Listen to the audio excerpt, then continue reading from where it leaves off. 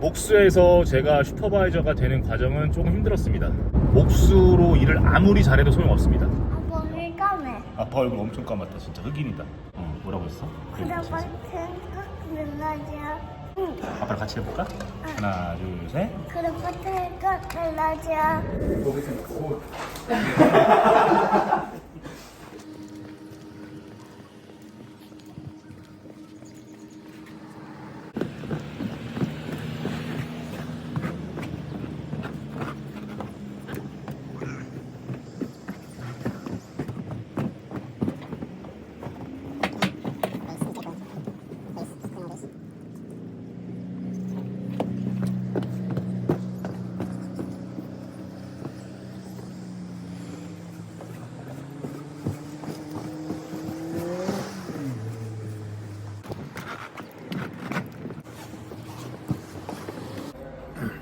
How much Fresh and Ghetto guys normally charge per meter?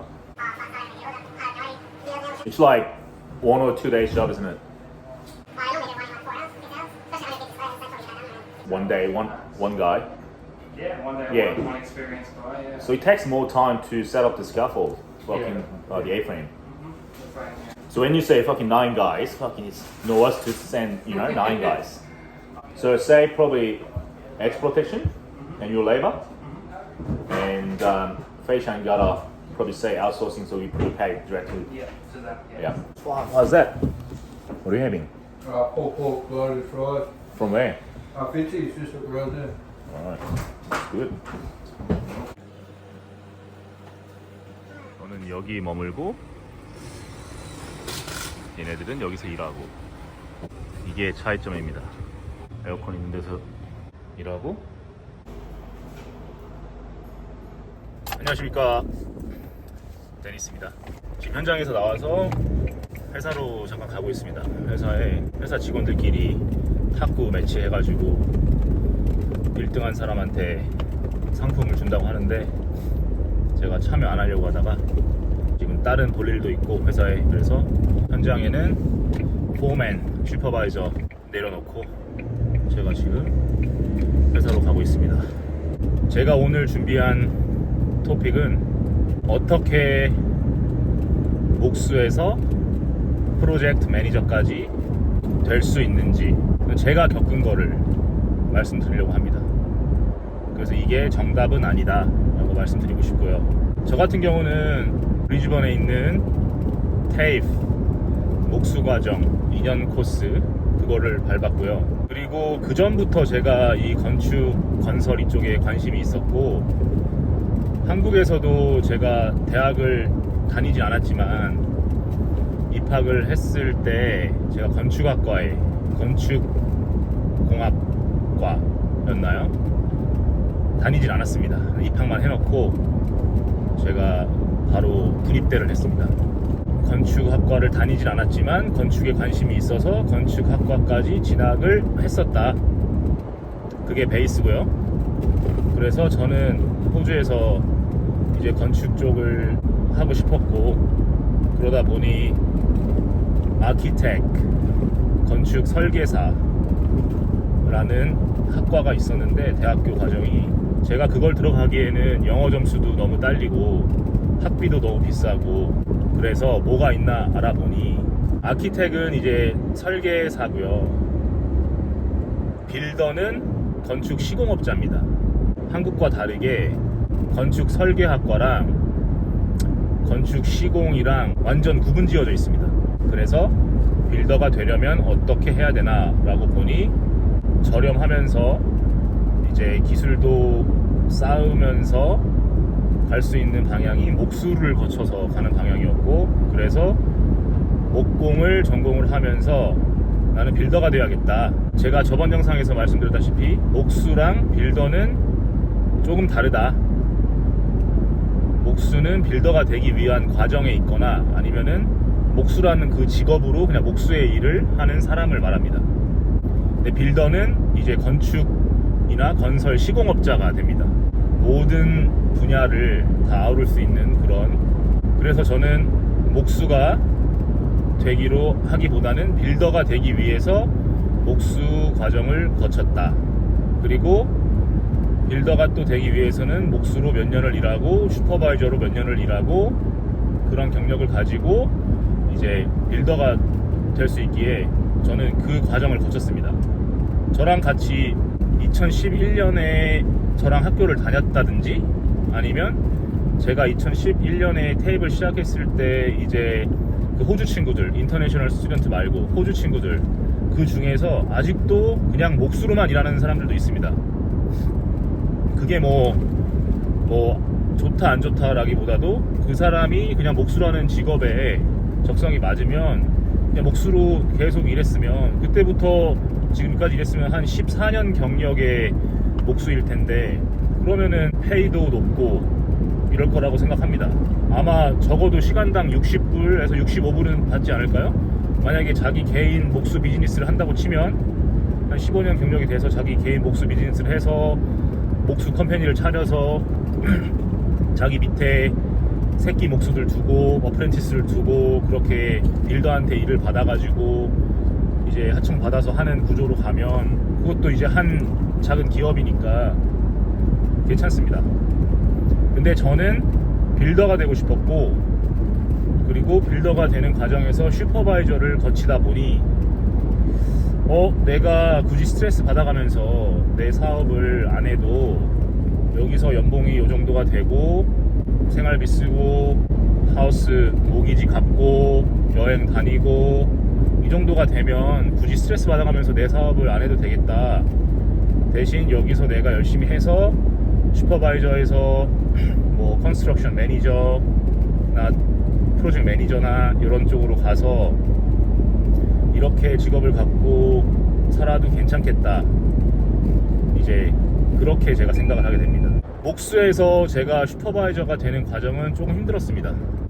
목수라는 자격을 갖추고 나서 목수로 일을 했을 때 되게 힘들었습니다. 제가 너무 부족해가지고 2년 동안 테이블에서 배우고 900시간 동안 실습해서 쌓은 경력도 아니었습니다. 아는 게 하나도 없었습니다. 현장에 갔었을 때는. 또 제가 뉴홈 빌더한테 이제 가서 일을 했기 때문에 새 집을 지을 때 해야 되는 그런 목수 일들이 별것도 아니었지만 그 호주 사장들이 봤을 때 저는 너무 느리고 너무 영어로 의사소통도 잘 안 되고 이런 위치에 있었습니다. 그래서 제가 몇 군데 회사를 거치고 한 두세 군데를 거친 후에야 제가 이렇게 하는 거구나, 목수라는 직업이 이렇게 쳐내면 되는 거구나. 예를 들어서 프레이밍, 이제 골조를 세우고 외벽 골조, 뭐 아니면은 루프 트러스, 지붕 골조 이런 거를 세우고 설치하고 할 때는 그렇게 꼼꼼하게 할 필요가 없구나. 이거는 러프한 그런 이제 스테이지이기 때문에 구조적으로 이상이 없고 엔지니어가 내려준 그런 인스트럭션만 잘 따른다면 굳이 뭐 못을 막 예쁘게 박아야 되고 또 브레이싱 플라이라고 해가지고 그 집이 뒤틀리지 않고 뭐 바람에 날리지 않게 하는 그런 것들을 굳이 막 자로 재가면서 아니면 선 그어가면서 이렇게 못을 박을 필요가 없구나. 빨리 쳐내는 게 장땡이구나. 빨리 쳐내고 인스펙터, 이제 엔지니어, 인스펙터가 아니고 이제 엔지니어가 인스펙션을 할 때 거기서 이제 조금 미흡한 부분이 생길 수밖에 없습니다. 완벽할 수 없기 때문에. 그러면은 그거를 렉터피케이션 하는 그런 쪽으로 제가 호주 애들이 하는구나 라는 걸 알고 이제 그때부터 이제 저의 속도가 엄청 빨라지게 됩니다. 그래서 호주 애들의 속도를 제가 따라잡기 시작했고, 그러면서도 이제 꼼꼼하게 해야 되는 부분은 엄청 꼼꼼하게 제가 해냈습니다. 꼼꼼하게 해야 되는 부분은 이제 픽스 아웃이라고 해가지고 이제 내부 문짝 달고 뭐 워드롭, 쉘브 달고 또 아니면은 뭐 창문 달 때도 창문 달고, 그리고 창문 주위에 있는 몰딩이라고 해가지고 아키트레이프 달고 또 스커팅 붙이고, 마감을 했을 때 꼼꼼하게 하지 않으면 이제 퀄리티가 떨어지는 그런 부분들은 제가 시간을 들여서 엄청 꼼꼼하게 진행을 했고, 그러다 보니 이제 회사에서 좀 인정을 받아서 제가 포맨이라는 그런 타이틀을 달게 됩니다. 포맨은 카펜터랑 이제 똑같습니다. 똑같지만 새끼 목수들이나 아니면 어프렌티스들을 제가 이제 오거나이즈하고 지시 내리고 명령 내리고 또 심지어는 자재가 더 필요하면 자재 오더하고 이런 정도의 일을 하게 되었습니다. 그러다가 슈퍼바이저라는 이제 직책을 갖고 싶은데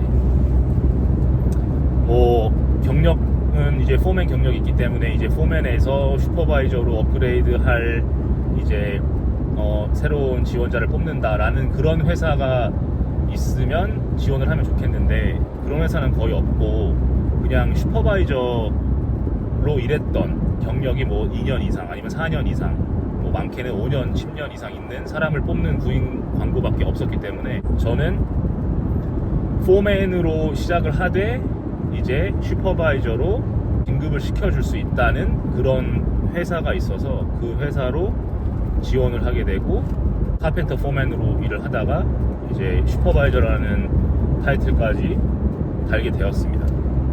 근데 그 시간이 한 2-3년 정도가 걸렸는데 그 시간 동안 제가 영어 공부도 엄청 열심히 했습니다.